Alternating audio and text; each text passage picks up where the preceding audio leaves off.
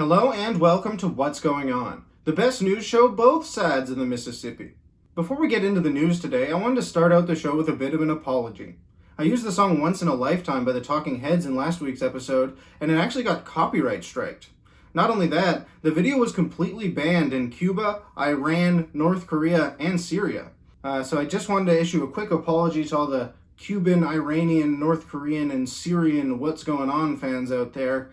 You missed last week. I'm sorry, the song is just too catchy for those countries, I guess. I don't know. But without further ado, let's get into the news stories for this week. First up, sports. Now, I don't normally cover sports here on What's Going On, but there was a tragic incident last week that I just had to talk about. Phoenix Suns player Jae Crowder suffered a horrible injury. Now, there is footage of the incident, but I would advise squeamish viewers to look away.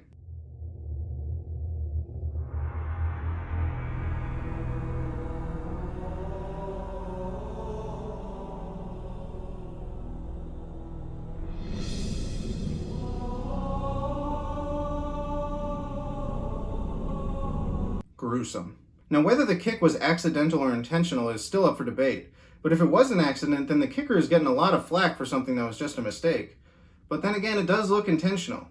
Well, in any case, we here at What's Going On would like to send our best wishes to both of Jae Crowder's testicles and hope that they make a speedy recovery. Now on to a story about someone who had a really bad day at work. Now, we've all had bad days at work.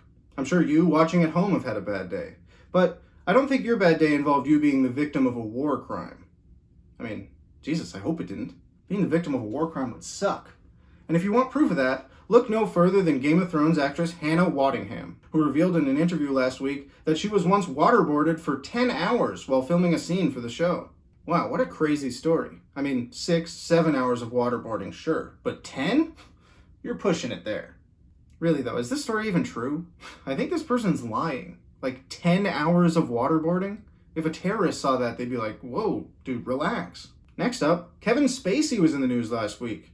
You may remember Kevin Spacey from such things as the movie The Usual Suspects, the TV show House of Cards, and the gigantic sexual assault scandal from 2018 where he was accused of assaulting 15 young boys. He was also in that movie Seven, so you might remember him from that too.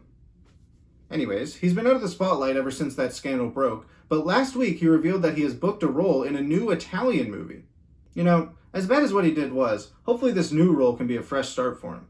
He's playing a detective in the movie who's investigating a man wrongfully accused of pedophilia. Oh no.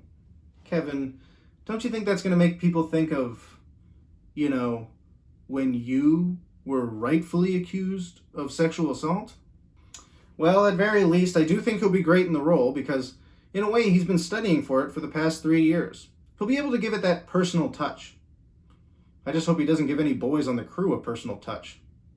Now for a story coming out of my own hometown, a grizzly bear was spotted at a no-frills grocery store. Jeez, I guess that explains why all the salmon and blueberries were sold out when I went. Just kidding. Of course the bear didn't actually go in there and buy salmon and blueberries. He wasn't even allowed in the store.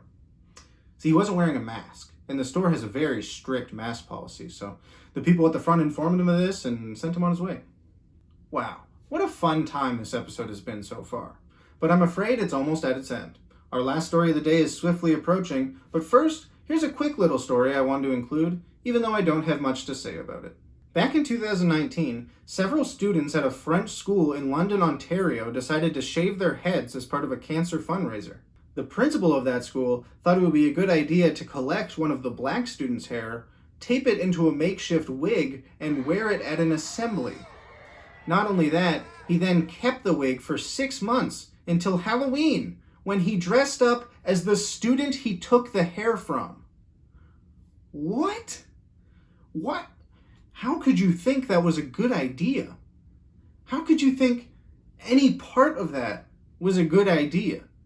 I mean, I don't even have any jokes or anything for this story. It's so insane.